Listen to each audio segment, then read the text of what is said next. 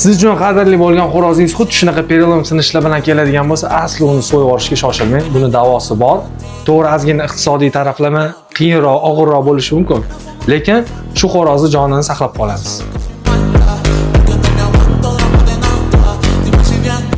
Operatsiyamiz umumiy narkozda olib boriladi. Operatsiya o'tkaziladigan joyga esa mahalliy narkoz qilamiz.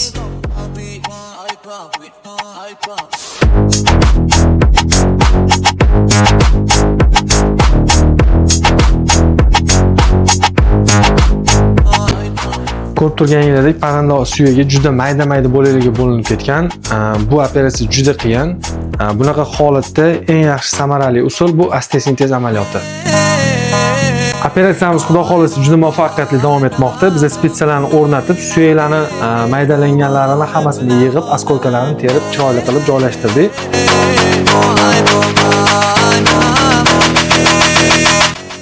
Mana xo'rozimizning oyog'ini bir amallab operatsiyasini o'tkazib oldik. Xudo xolasa endi natijasini 1-2 kunda ko'ramiz. Mana operatsiyadan keyin xo'rozimizning ahvoli ancha yaxshi. Bugun 3-kun, ovqat yeyishlari, ishtahasi juda me'yorida.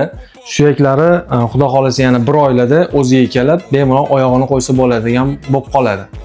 Hozircha xo'rozimizga ortiqcha nagruska bermaslik uchun osib qo'yib parvarish qilinmoqda.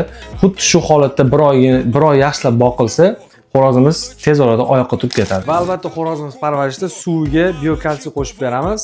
Ovqatiga bo'lsa immunitet ko'tarilishi va yaxshi o'sishi uchun immunofor plus qo'shib beramiz.